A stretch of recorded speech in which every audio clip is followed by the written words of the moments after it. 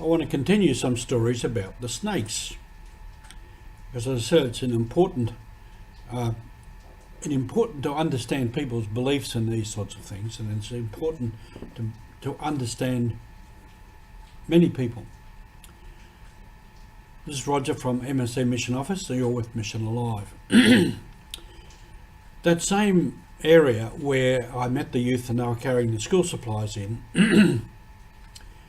in that area, I think sometime earlier when I was younger and I was fairly new to the work of the parish and the work of the mission there, I was up in that outstation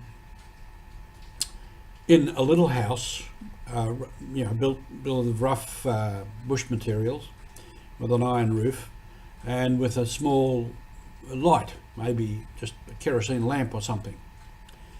And in the school there was a young teacher from another area, along the Papuan coast, but another area where they have lots of snakes and lots of sorcerers.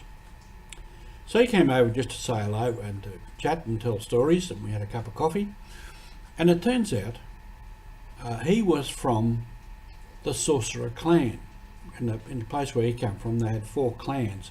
There was the chieftain clan, the sorcerer clan, the warrior clan, and what we call the knife man, and they were the ones who did the cutting of the pig in the feast, all important parts. So he was from the sorcerer clan, but he said, I don't really know much about sorcery because I was in school, then I was away at high school, then I was away at teachers college, and I've been posted to other places, so I haven't spent a lot of time at home. But he told me a story about sorcerers and snakes. In fact, he told me stories about lots of things that night, and I think that night I didn't sleep very well. Anyway, the story about the sorcerers was, as I said, the belief of the people is a sorcerer can turn himself into a snake, bite the person intended to die, disappear, and then turn himself back in his own self. But this young teacher told me a story that what the sorcerer actually does is he goes into the bush and he catches a black snake, which he puts into a bamboo, puts it into the bamboo, and with the bamboo he gets something of the person that he wants to kill, either some clothing or some of his waste or something from that person, and he puts it in there with the snake and closes it up.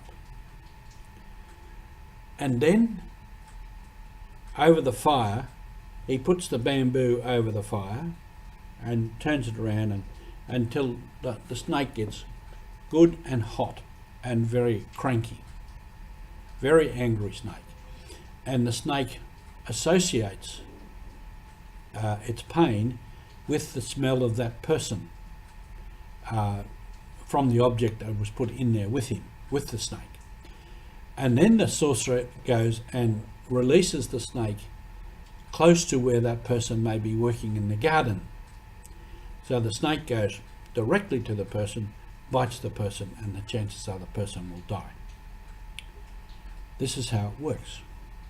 But many people don't know that, don't understand it. So it's a technique of killing people.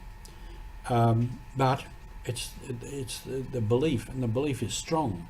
And some of that belief in magic and sorcery and the sorcerer can be different levels.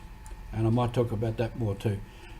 Some of it is psychosomatic, so that the sorcerer, looks hard at a person, particularly in the night, in the firelight, that person will get a fright and believe that the sorcerers put magic on them and that they will get sick or they will die, or both. So there's a powerful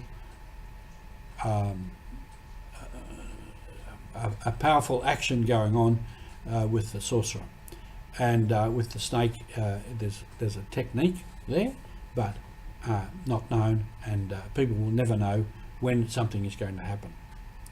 So again, we seek to understand people, and it's not only in remote places like that, in customs and practices that might be a little bit exotic to Australia, but the person down the road, the person in your own family, the person that is different.